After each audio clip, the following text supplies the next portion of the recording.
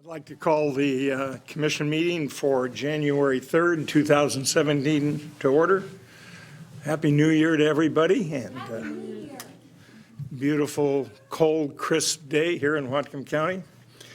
Our first item of business is roll call, and let the record show that all three commissioners are present.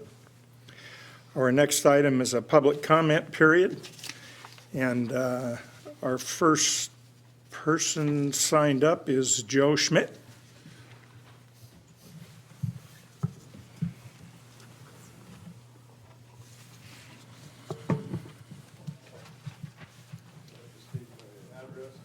Joe Schmidt, 5140 Everly Place, Bellingham, Washington. I just want to thank the executive director, Rob, and all the commissioners for taking the steps necessary to get the shipping terminal operational again. And I really believe that this is a great way to start a new year. You having a tenant, a customer here to do business. Thank you. Thank you for your comments, Joe. Joe, you know, I know you're not a man of many words. I really expected you to use the full 3 minutes, though.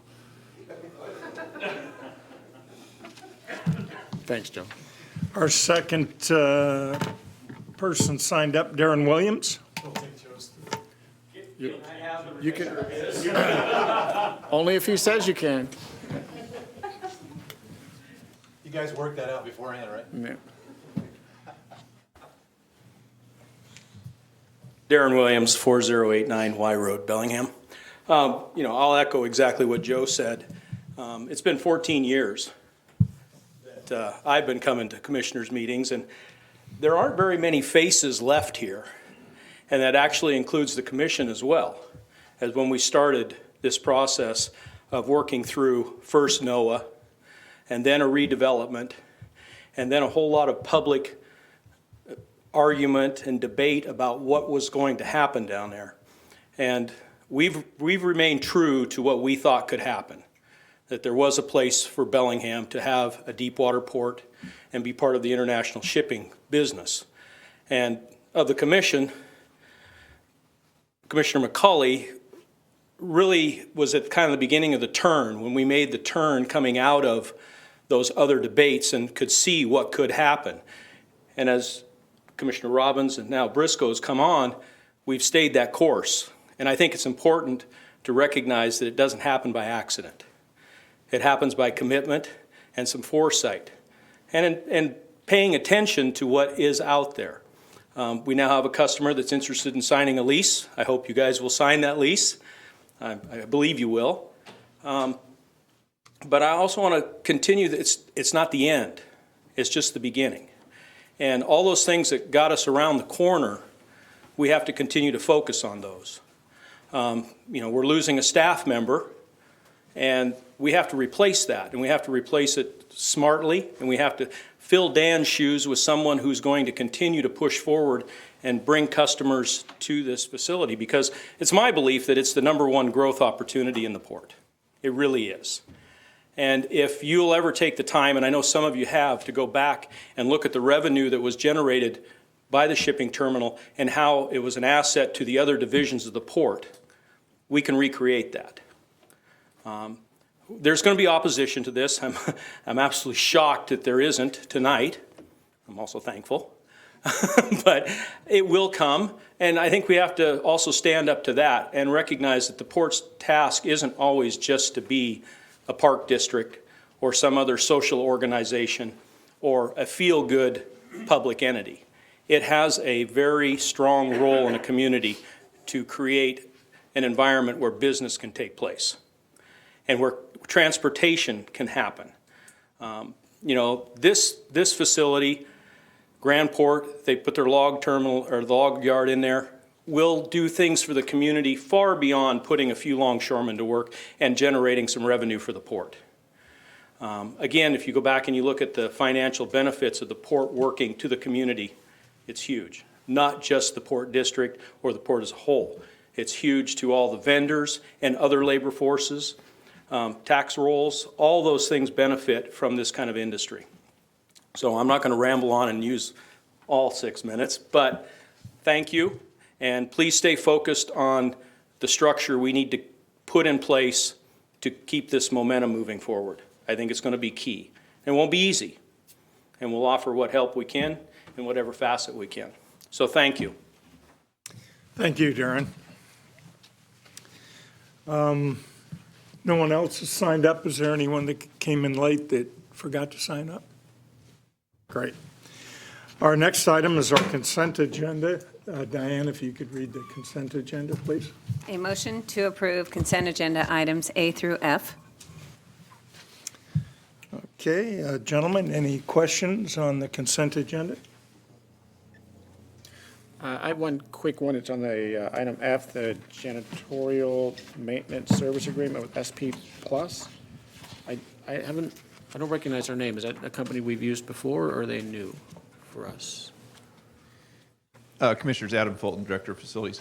It is not. We went out for a bid, had 5 bidders, which is great. We've normally just had 2. This time we had 5, and this is our first time going with them. We've interviewed them subsequent to the bid, and they appear to be very prepared and a solid company. All right, great. Thank you. And they're a local company? I'm afraid I don't know that. Okay. Any other questions, Commissioner McCauley?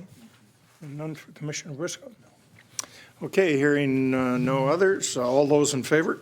Aye. Aye. Let the record show that passed 3-0. Our next item is an action item. Diane, if you could please read it. A motion to approve resolution number 1106S, delegating certain administrative powers and duties to the executive director.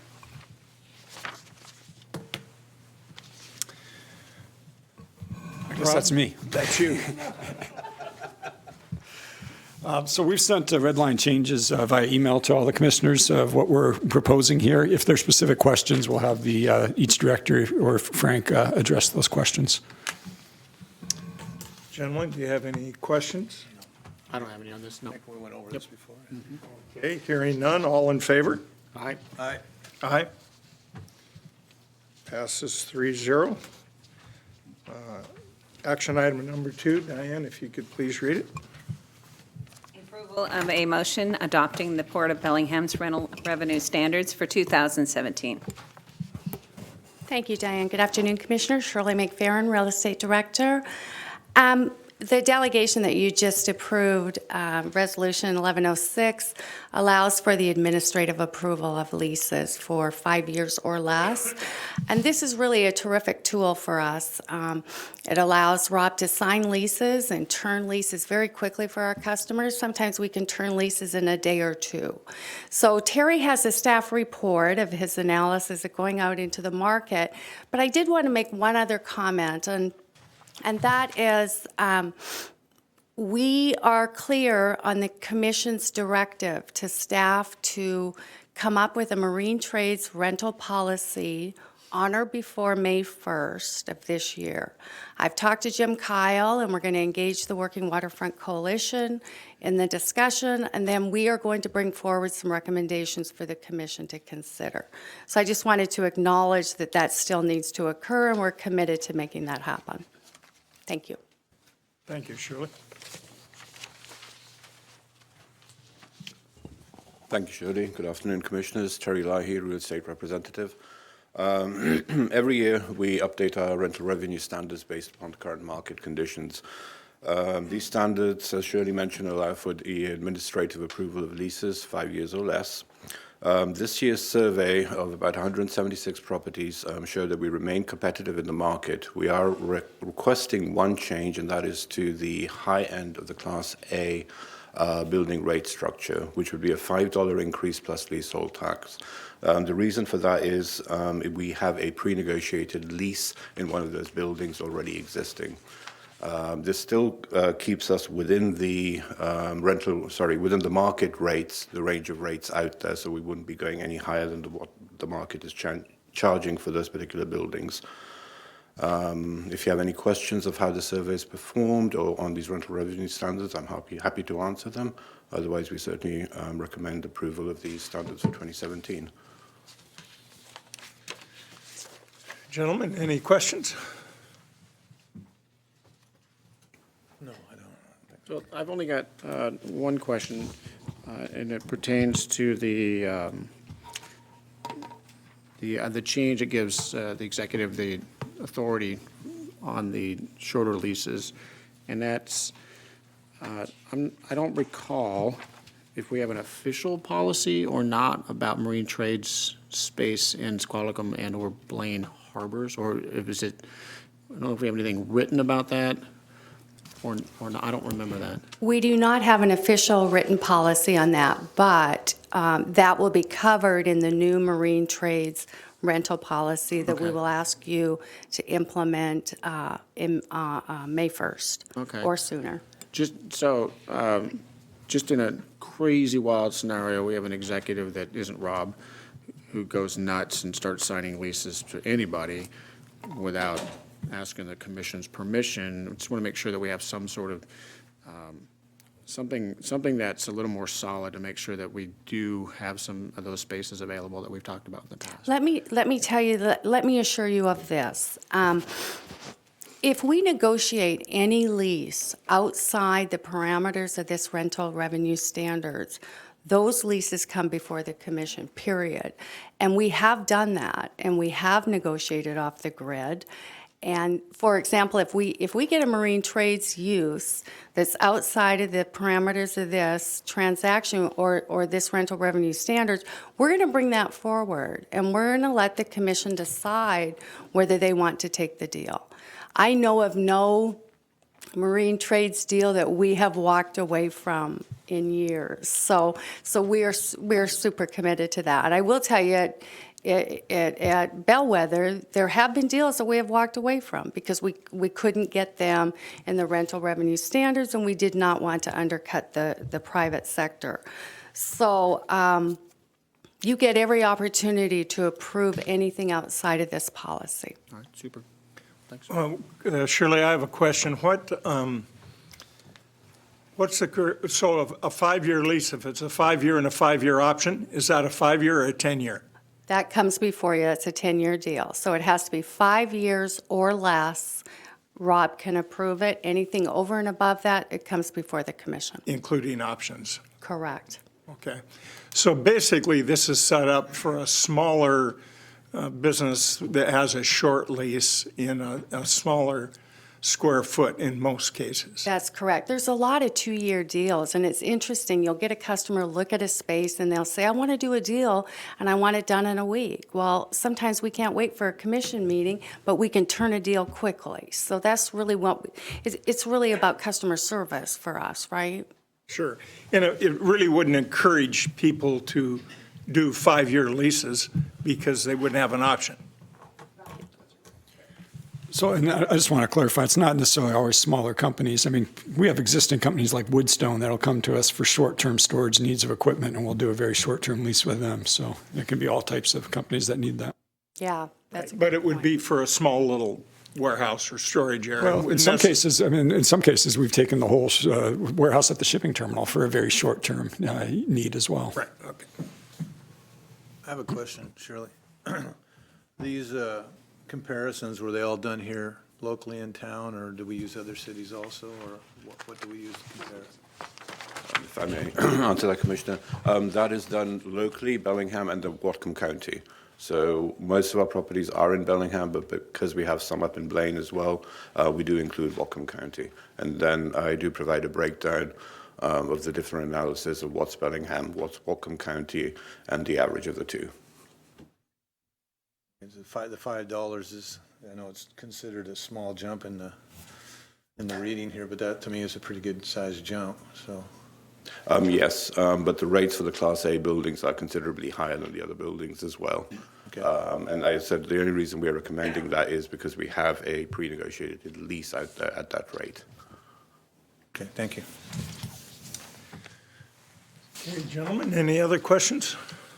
No, so, Bobby, historically, I've been much more lenient on looking carefully at the marine trades properties. So the port has monopoly on waterfront in Whatcom County. That's pretty clear. So we've got marine trades properties, and then we have like the bellwether properties, which are not marine trades properties. So my own position is, when it comes to the marine trades properties, I feel like we need to be as competitive as possible in the world marketplace. But when it comes to properties like the bellwether, we can't be too competitive, which means the price would be too low. And then we would be competing against the private sector for like space, and that would be inappropriate. So if the rates go up, I think that like especially the bellwether properties like that, it's totally appropriate. Make sure we're not undercutting the private market. Thank you, Commissioner McCauley. Okay. Good. No other questions?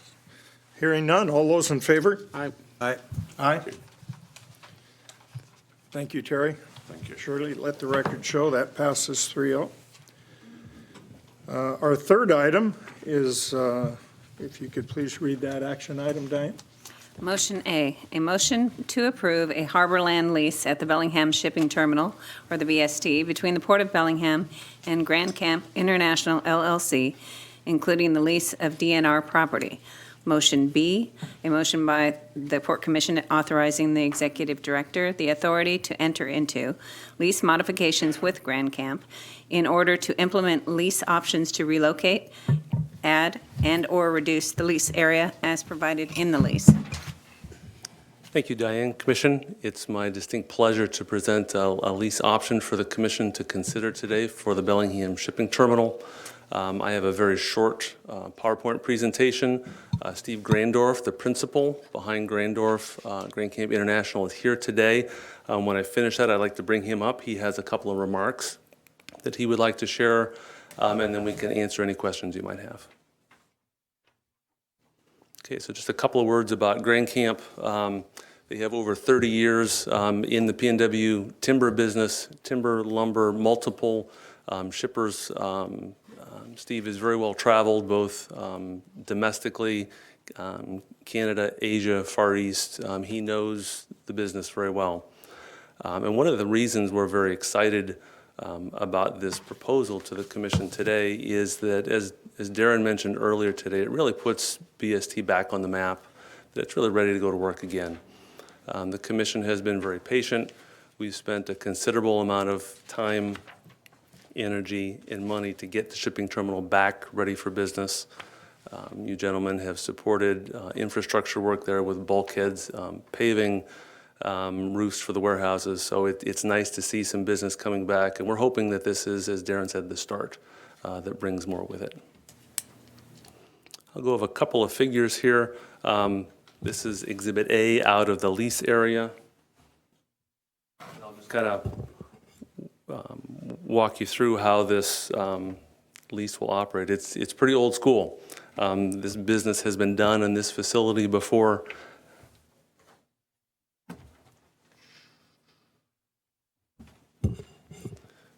We believe a lot of the input into the facility will come on trucks, so they'll come down Cornwall, enter through here.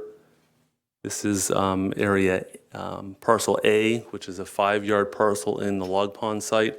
That's where the wood will be rolled out, scaled, and accumulated for shipment overseas. There is a second parcel in water on the other side of the terminal there that is optional. In case either inbound or export, there are some wood that wants to be rafted in there. It's not entirely likely that that will be used, especially initially, but we have worked really hard to structure the lease so that it is flexible, so that as Grand Camp is dealing with both suppliers on the one hand and demand and their shippers on the other, that this lease really allows them some flexibility. So kudos to the real estate department to help us put the PMA language into that lease so that if it's needed, it's all there and ready to go. There's also a non-exclusive area here where you get from the wood where it is accumulated to come out on the dock here. Another nice thing about this lease is that it puts the shipping terminal back to work, but it really precludes very, very few options. Both warehouses are completely available. The rest of the uplands at the shipping terminal, completely available. and based on the frequency of their shipments, most of the dock space will also be available. And when the ships come in, unlike the Horizon lines, which we appreciated them paying their bills, that was nice for a long time. But when Grand Camp charters a vessel to come in, that vessel will come in for maybe the better part of a week and then will leave. And so it really allows other businesses to come in and use that. So it leaves open the ability to add significant density and other activity to that terminal.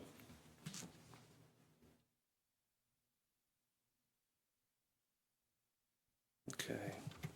Just a couple words on the economics. It's a 5-year lease with a 5-year option. Because the log market can be very volatile, the shipper has asked, or the tenant has asked for a 90-day out in case just things in Asia just collapse. We don't think that's likely, but we've negotiated that 90-day term on both sides. We know the log pond area is an environmental site that has some cleanup work to be done. And we wanted to keep some flexibility as well, so that is in the deal. The lease revenue over 5 years would total just under $300,000, and the cargo revenue there is estimated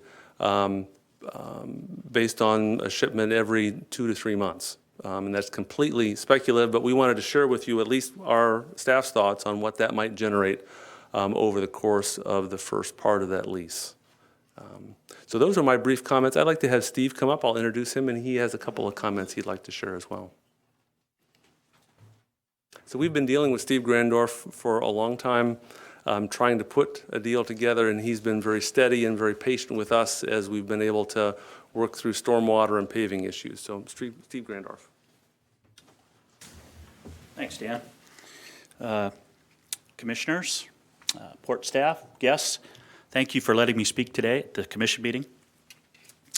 Our company is quite excited about the opportunity to be involved with the Port of Bellingham and the development of a long-term lease that allows us to do business here and have access to international and domestic markets for the distribution and receipt of forest products through your facility. With its well-developed infrastructure, access to resources via rail, barge, rafts, trucks, containers, and ocean-going vessels, we believe the synergies between our company and the port will encourage growth, a new outlet for fiber to the local and regional community, and open a gateway for international products. Grand Camp is strategically positioned to deliver forest products to overseas and cross-border customers, as well as domestic partners throughout the Pacific Northwest. Grand Camp International would like to thank the commissioners for their consideration of this lease proposal. We'd also like to express significant gratitude to the Port of Bellingham staff for their tireless contributions in the development of this lease over the past 15 months, by far the longest project that I've been involved with in development. And a big thank you to Joan Stevedoring and Local 7 for helping to shape a plan that encourages success through collaboration. Again, we're quite excited about this opportunity and looking forward to getting started. So at this time, if there's any questions, I'd be glad to answer them, or follow up later. I'd be happy to address that as well. Thank you. Commissioner Briscoe, any questions? I have a couple of questions for you, Steve. First, thank you for sticking with it, and so we can put something together here. Secondly, and I'm excited to hear you say or how all the product's going to get here by sea, by rail, except air, of course, but everything. Does that include our local guys in the islands here? I know they're looking for a place to bring timber. Will you entertain that also? Absolutely. The gentleman in the back here that's going to help represent our log purchasing side of the business spoke with somebody from the island today. Oh, good. So, yeah, it's very much in our vision. Okay, very good. Yeah. Thank you. Commissioner McCauley? Thank you. No questions, honestly, but I think probably through your conversations, you've with port staff, you've seen that we've had some hurdles to to leap, and I think we've leaped the necessary ones so far. No, I agree. Everything has gone quite well. It's taken some time, but I think we've done it right. Yeah, I appreciate that. I really do. And one of the things that was challenging for me when I first came on, so this is my 8th year, is to see the terminal, and Darren spoke to it earlier, but to see the terminal not get the attention that it needed, and it's expensive. It's, for a port of our size, the investments we've made in the last year or so, or actually probably the last 3 or 4 years, it's really a significant number for us. So again, thank you for your patience and while we worked through the things that we needed to do so we could get that ready, and you folks can take advantage of that. That's fantastic for our region. So thanks. Once we pass this, it's going to hit the news, and I'm anticipating lots of questions that folks will ask us, so I might ask you, since I don't know the answers. How many full log truck loads constitute a ship? Again, it depends on the size of the ship, but typically you're looking between 1,200 and 1,400 loads. So that would be a ship between 28,000 tons and 38,000 tons. So in a 2 or 3 month period, there'd be about 1,200 log trucks that would come down and drop That's them our off. intent. Hopefully we can do that even quicker as things develop. Sure. And do you debark the logs here? Yes, we will be debarking the logs on site. Okay, and what do you do with the bark? We sell the bark. And so it'll be trucked out or shipped out? It'll be trucked out initially. Okay? Yeah. Very good. Well, I echo the same remarks our fellow commissioners have. This is great. Underutilized facility, gives the longshoremen some work, which is really good. And we look forward to having a long relationship with you, and thank you. Thank you. Take a moment just to say something about the Sure. terminal. Darren, you brought this up earlier, and you said you've been at this for 14 years, and certainly I think some folks are thankful and some are less than thankful. To be honest, keeping the shipping terminal functional and putting money into it to keep it serviceable is a minority position in this county. The overwhelming majority of people that I've talked to in the last 7 years have all said, why are you doing this? Why are you supporting this? I know why I'm supporting it, and I appreciate the 2 commissioners sitting here with me that are supporting it. Dan, the number, the amount of money we put into it just in the last 2 years, I think we're over $3 million at this point. Correct. We've got new roofs, we've got new paving, we've got stormwater. Adam, you folks are working with the state just to figure out how to manage rainwater, for not even stormwater, it's just rainwater on a pier, and the state doesn't even know what to do with that. So some of those hurdles, it would be easier just to avoid and walk away. And I can tell you the number of people who say we should just walk away from this, it far, far outnumbers the number of people that say we should stick with it. And sticking with it is a minority position. But I personally think that it's the right position. And there may come a day when it's quite obvious that this facility is not needed anymore in this region. And that's not anytime soon. So I'm glad that we're doing this. I'm glad that we have a tenant that's going to be using this as it was intended, and this is kind of exciting for me. I do have one question for, maybe it's for Shirley. No, maybe it's for Dan or Ryan. You're giving the darts, right? So this is one of the first times I've looked at a lease and it referenced a Washington Administrative Code requirement. So it's possible that 304,000 square feet of DNR land, if you're reading the agenda, it says DRN, so it's DNR. It's the WAC 332-30-145, booming, rafting, and storage of logs. Who's that? Who's the best person for that question? All right. All right, you ready for this one? Okay, so in this, this was actually kind of fun because I didn't know this was actually a rule. All right, so when you dump logs into aquatic lands, you have to do it in a certain way so you don't knock off the bark, and it even says so right here. You must, it's actually the first section. You must provide facilities for lowering logs into the water without tumbling, which loosens the bark. Free rolling of logs is not permitted. So how are we gonna handle that provision? And maybe Steve might have an answer for us, but. My name is Brady Scott. I'm in the real estate division here. That's a good question. So the WAC provides rules for different types of log use. Our lease here focuses on log storage, which is bringing in already constructed rafts as opposed to log booming, which is where you would be putting logs into the water and building rafts. Okay. So that use isn't something authorized per the lease. But the WAC is more general and addresses all sorts of activities along that line. So here the logs wouldn't be going into the water, they'd be coming out of the water, would be that. So I believe the operation would be, you would have rafts constructed elsewhere that could be come in, stored into the water temporarily until it could be loaded onto the ship directly from the water. All right, and how do they come out of the water?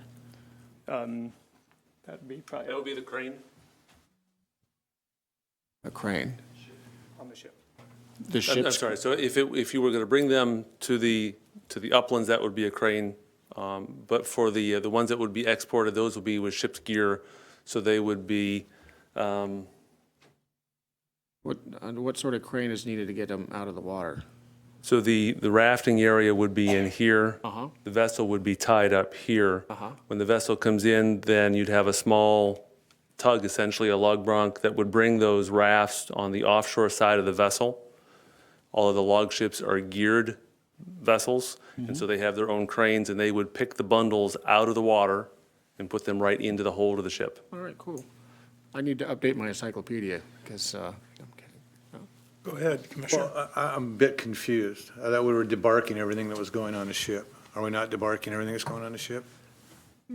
Could you use Yeah, use question for the Steve, yeah. use the mic, The please, microphone Steve, so they can hear you on TV land? There are two answers to that question. We will be loading mostly debarked wood onto the vessel. We have several customers that there's an option to debark those logs elsewhere Okay. and have them towed to the storage area. And then, as Dan mentioned, they'd be pushed to the other side of the vessel and loaded out of the water, similar to what happens in Everett. Then there's also going to be an opportunity to dewater logs with bark on them, which would be done with a crane, like a P&H type crane. They'd be dewatered, put on a truck, taken to the debarker, and then brought back to the ship when it arrives. So those would be the two different types of options. So Steve, all logs will go out debarked. There won't be any with bark on them that go onto the ship. Typically speaking, everything that goes to the Chinese market has to be debarked. The other option would be some form of fumigation. If you're going into Korea or Japan, you can leave the bark on. So it's going to depend on where our customers are located on how we determine whether the bark stays on or is removed. How soon are you going to start this operation? Likely sometime in the next 7 to 10 days. Perfect. So do you see the barges coming out of Canada? You're going to receive stuff out of Canada on the big dump barges? Do you see that where are you going to store the stuff here? We do see opportunities for barges coming from a lot of places, not just Canada. Okay, right. Yeah, but yes, that's one of the things that we've done a lot of research on in the last 15 months. Okay, thank you, Steve. Yeah. So really, to answer Commissioner McCauley's question, and it was a good one, is the person putting the logs into the water will be responsible for that, Wherever that's done at. for the code. We have a lot of eyes on this particular property, so it's worth dotting our i's and crossing our t's and make sure we're good on all this stuff, so. I'd just like to add that, make sure everybody understands, this is not, log export out of the Port of Bellingham is nothing new. It's one of the reasons that the terminal was built. And there's been billions and billions of board feet of lumber shipped out of here in the raw to these countries that Steve's speaking to. So this isn't something new to this port. I want people to understand that are new to this area. Dan, you might know, how many How many folks in Puget Sound are shipping logs overseas now? Are there quite a few? There's a number of the log ports that are still active. Port Angeles, hopefully us soon. Everett does some work. I don't believe Anacortes does any. Tacoma's out. Olympia does a lot. Grays Harbor does a lot. And then down in Columbia River, there's a number of ports down there that are active as well. Very good. Yep. Any other questions, gentlemen? Well, I wish we had these trees local, because I'm a builder, and I like wood, so.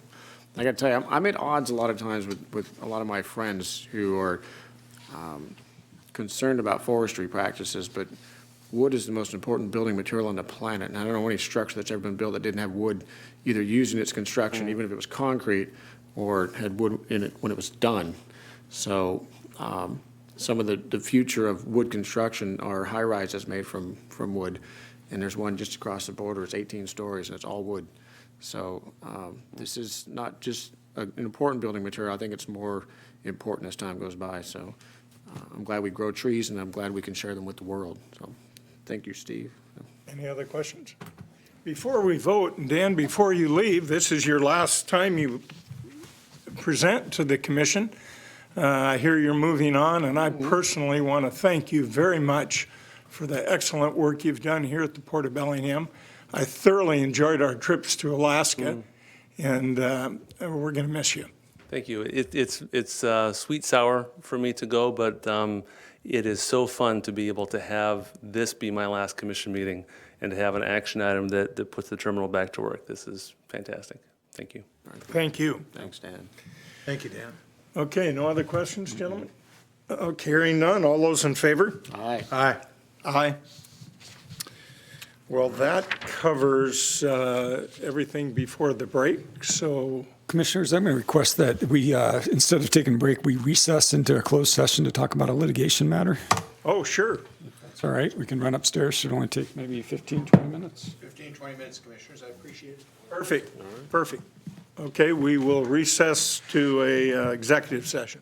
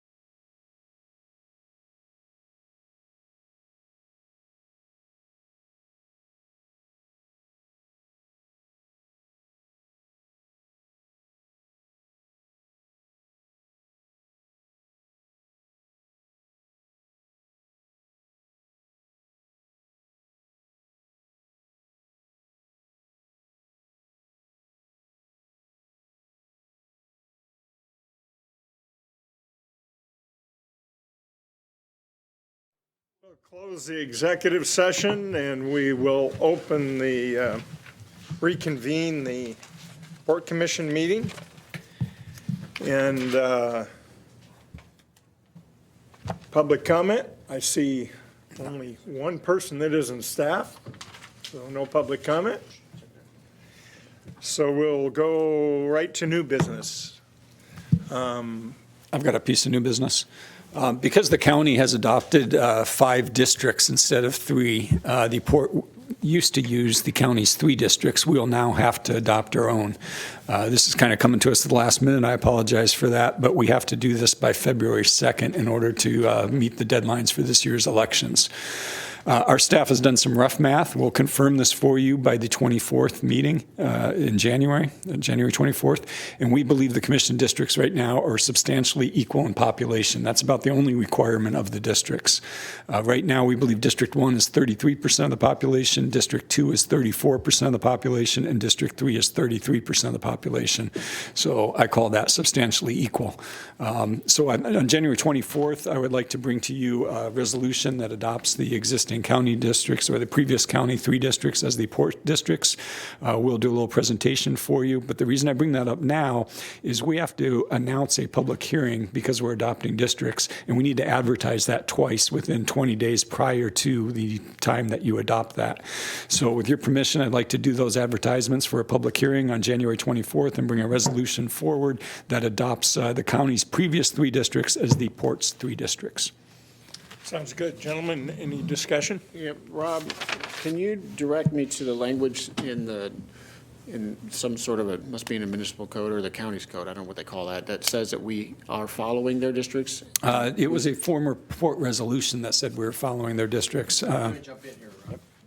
So, I'm looking for the memo that I just saved on my computer to talk to you about this. But if you are in a port district that is a countywide port district, and you have a population of less than 500,000 in your county.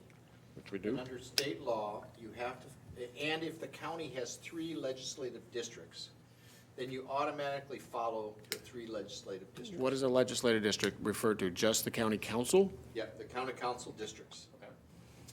And so that law, when I first started representing the port, they used to divide the port districts east to west, 1, 2, 3. That law was passed by the legislature. It was brought up by one of our local legislators, Commissioner or Senator Spinell. And so for years now, we've had the same district as the county, as does the PUD. They fall within the same rule, by the way. So when our county went to 5 legislative districts, we no longer met that requirement in the statute because we no longer had 3 council districts.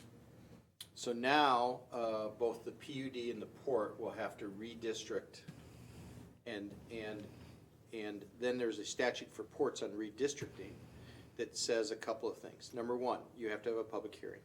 Number 2, it's completely within your discretion as long as the districts are roughly the same population for each of you. Number 3, none of your decisions can affect the current term of a sitting commissioner. And number 4, you all have to be present and vote during the redistricting. So we need all 3 commissioners present. It's one of those things where you can't have 2 commissioners a quorum and they both vote in favor. All 3 commissioners have to be present and vote. And then it takes effect on the election that happens 180 days after you vote. And so the cutoff is February 7th, because if you do the math, what happens is there's a primary in August that's 181 days after February 7th. The 180 days is so the county auditor can then select can do all the paperwork.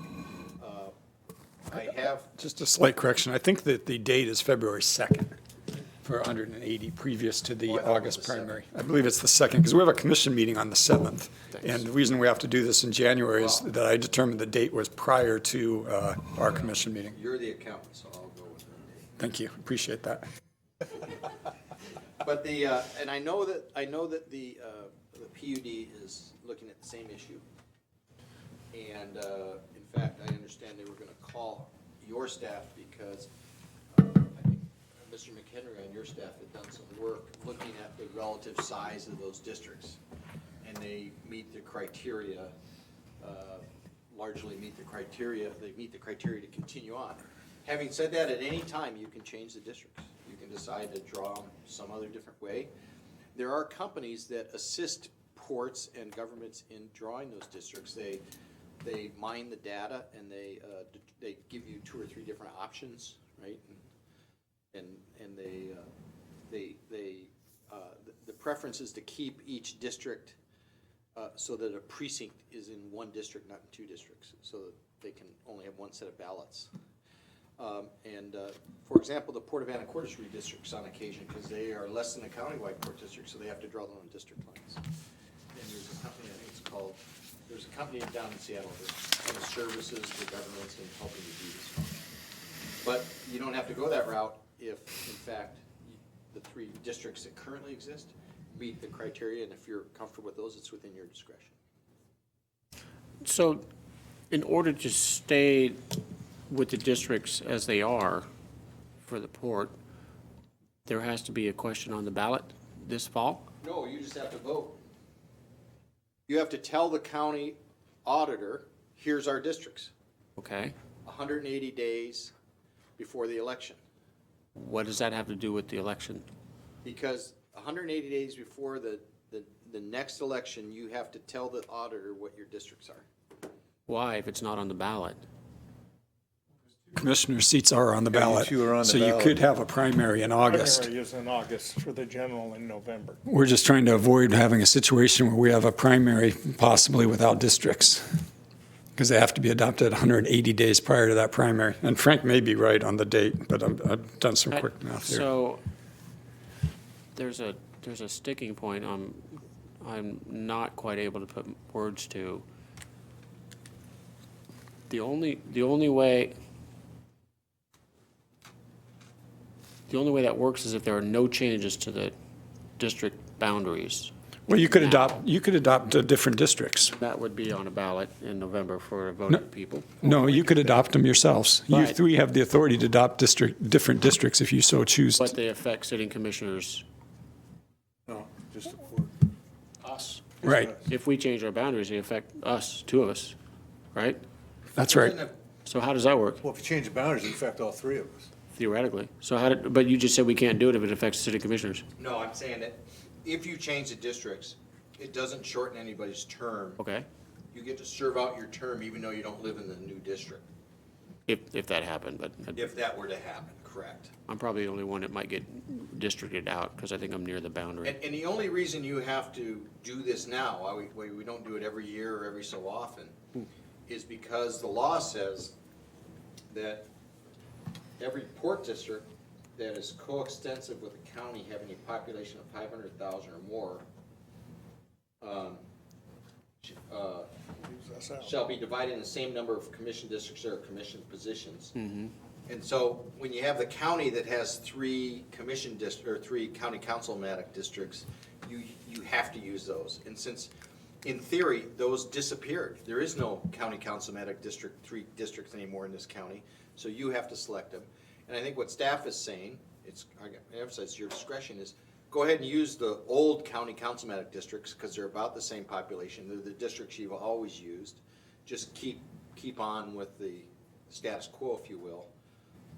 And then you can always look at it whenever you want. Do they try to adjust it even though it's 34%, 33, 30? Well, I think that would be your decision as to whether you think that's substantially equal in population. So the action you're looking from us now is? I'm just looking for a head nod that this is okay to announce these public hearings and have you set the agenda. So I want to make sure it's okay that we have this on the agenda for the 24th.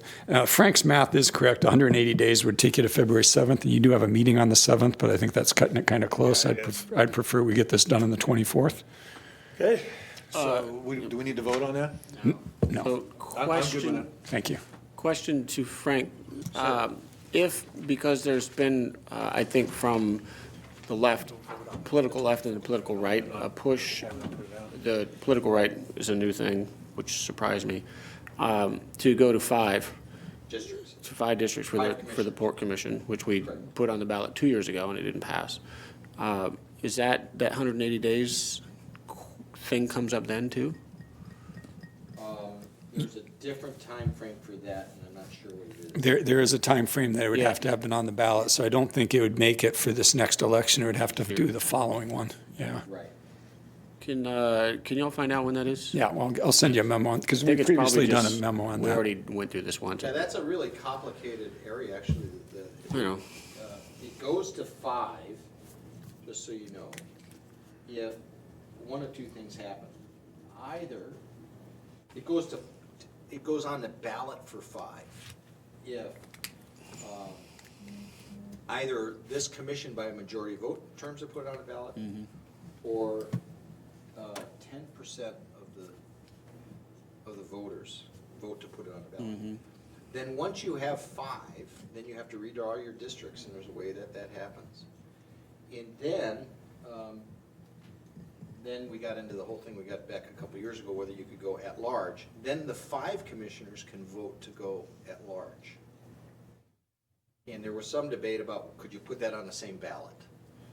I must tell you, the Port of Everett did, and it lost, so the courts never looked at it. But I think the statute's pretty clear when they say in a port district with 5 commissioners,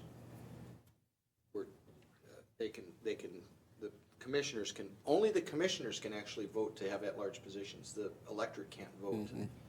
And we thought a long time about what was the logic of that. And the logic is really designed for places like Bellingham and Everett, where you don't want the large metropolitan area to dominate. The legislature was kind of clever because they said, okay, we'll let you go to 5, but once you go to 5, then the commission itself can only give up district-wide, each commissioner in a district. So that protected, in theory, the outlying areas of a county that have less population. And what we could come up with was Olympia, Everett, Bellingham, maybe now Chelan, where Wenatchee is, to kind of keep things spread out a bit. But anyway, that's a different topic. We have some old memos on that I can resurrect, commissioners. I'm not prepared tonight. Let's do that, because with the 5 districts now, without the 5 districts, it was the electorate's choice. Did they want it or not? And they said no, but the electorate did say last year that they wanted 5. So I'd like to at least be prepared to answer that question sometime this year. So if it does come up and we need to put it on the ballot, we can take a vote on that later. But if we can be prepared for that question, that'd be great. I think the only other thing we have to, the commissioners, is we are assuming we're going to move forward, at least this time around, with the same existing districts, as opposed to try and, engage one of these firms and have them draw some pictures of alternate districts for you. When you say engage firms, Frank, what do you think the estimated cost of something like that would be to the public? $25,000. 25,000. The last time I saw it was about 25 grand. Yeah, I checked with a firm in Bellingham, Bellevue, and it was 25 grand. And they give you like 4 or 5 options to pick from. Only one stumbling block I might see, if we choose, 2 weeks from now, if we choose to keep the districts as they currently are, but the populations aren't substantially enough similar, I think they fall within, substantially similar within 1%. Is there a number that's put on that? It's your sound. It's like a lot of things in law. It's open to interpretation. Well, I just don't want people. I just don't want somebody with deep pockets to sue, and then it just becomes an ugly mess for no reason at all. So I don't know if we could. I'll bring you the numbers on the Yeah. 24th, though, and you guys can look at them. I mean, it's pretty damn close. Okay, all right. I guess we'll see then. Substantially similar equates to pretty damn close. Is that a legal term? It's a term of art. So you want a head nod now to? Yeah, as long as forward. no one's opposed to me advertising this public hearing, that's the next steps, is I need to advertise that we're going to have a public hearing on the 24th for this item. At our next commission meeting? That's correct. And then the one after that as No, well? no, it'll just be one. just one here. Okay. Yep, just one public hearing, you'll vote on it on the 24th. Okay. I found my memo, Commissioners, on my hard drive. Each district shall be as nearly equal in population as possible to each other such district comprising a municipal corporation, county, or special purpose district. Each district shall be as compact as possible. Each district shall consist of geographically contiguous area. Population data may not be used for purposes of favoring or disfavoring any racial group or political party. To the extent feasible, and if not inconsistent with the basic enabling legislation of the municipal corporation, county, or district, the district boundaries shall coincide with existing recognized natural boundaries and shall, to the extent possible, preserve existing communities of related and mutual interest. So those are the factors that you will decide. After a public hearing, have a discussion on those factors. Well, if you paid attention at all to the discussion about the 5 county council districts, those particular points were very contentious. So it could be contentious for us to stay with 3 as they are currently drawn, because there was some there was a variety of opinions about those exact points when they were discussing which 5 and how to draw them. Right. But this is decided by the 3 of us. It is. So the contentious part is going to be between the 3 of us about what is stated there. Unless we get sued, right? I think that's, fairly simple. You would think that would come up at a public hearing, though. I would think, I would hope. I hope it does, because then we can answer that So we question. cross that bridge at the time. Yeah. And I mean, if it does come up the public hearing, I would encourage people, this is, 33, 33, 34 is pretty darn equal, and it's worked for the port for a long time, so to make a change just doesn't seem reasonable to me, but. Okay, we got 3 I have no new business. 3 head nods on that for our executive director. Thank Good. you, thank you. Okay. Now, any other new business? Commissioner Briscoe? Yeah, I have a little bit here, a few things. Being it's the end of my first year, I guess, and beginning of the second. First thing I'd like to do is, one error I made in my commission appointment was that a couple of gentlemen in the city, developers came to me when a building became available, or was supposedly going to become available. And I hadn't done my due diligence and research, and there was a first option clause for that particular building. And I spoke with those persons and led them to believe that they would be able to put a prospective program together to do something with that building, which I was rather excited about. But I apologize to those 2 gentlemen for leading them astray with a wrong answer. Second thing I'd like to do is apologize to the city of Blaine and the people of Whatcom County for not getting more done in that industrial area up there to this time. I had further things I wanted to do there, but as I've learned, the wheels of government turn slower than you can actually make them go. And but when I start a job, I like to finish it, and we will get it done there as quickly as possible. The other thing I'd like to say to the people of Whatcom County that take issue with the Port of Bellingham's commission decisions and staff decisions is that you folks that come with negative statements and negative attitudes to what we're trying to do, I would ask you to please come in the future with solutions to our problems, because we could definitely use your help. And it's a much better thing, I feel, for folks to come with a solution if they have issue with something we're doing, rather than to come with negativity and disruption. So I would ask that you do that and help the commissioners and myself do a better job for you. The other thing that I was going to speak to is the review of our executive director that we discussed at last meeting. I've never been much on reviewing things after the fact. I mean, you can take a look back and happen, but I'm a pretty much hands-on guy, and I like to take care of the business at hand. So you'll probably hear from me 12 minutes or 12 hours if there's something going on I don't like. I think Rob has done a very good job, and I think myself and all of us can always do better if we strive to do that. So my review of you is going to be right here, right now. I think you've done a good job. I appreciate the help you give me. I think you're a great asset to Whatcom County and this staff and this commission. And if I have issue with you, Executive or Fix, I will come and talk to you about it. And I'm not going to do it at the end of the year because I don't believe that that gets the problems fixed. We don't need to go a year if there's a problem to figure it out. We need to do it in-house and the first chance we get. And that's the way I operate my business, and that's the way I'll be as a commissioner. So that will be my review, gentlemen. I won't be writing one. So unless I'm forced to write one, and it'll be simply short.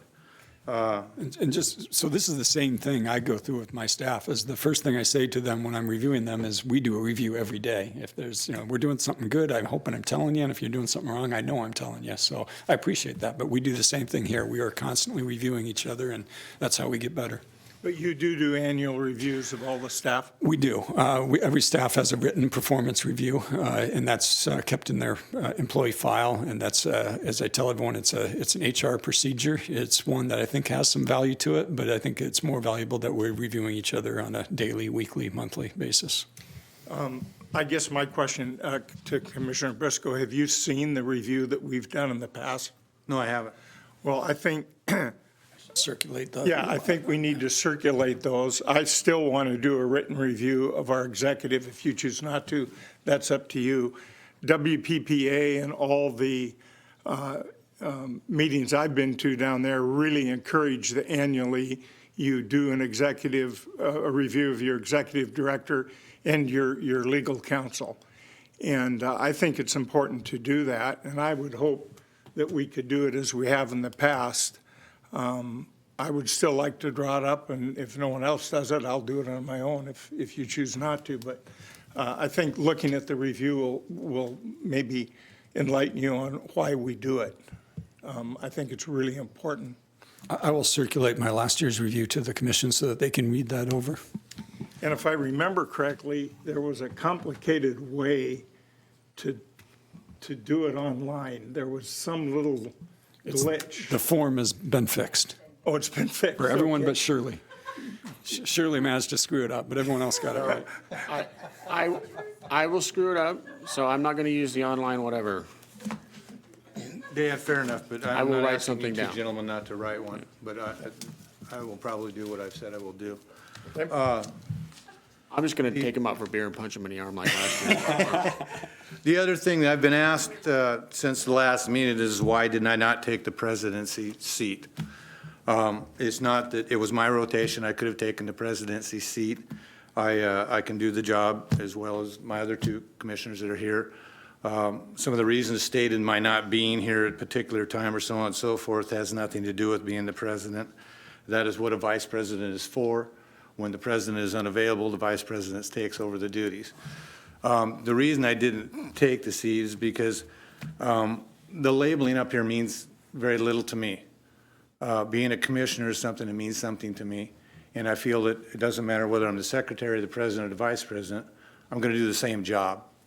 So the benefits of not sitting in Commissioner Robbins' chair is the socializing, and that I'm not really big on, and I get to sign less things. So that people understand, there was no other reason other than a personal drive of it. It doesn't make any difference to me which chair I sit in up here. I'm going to do the same job for you people. So, thank you.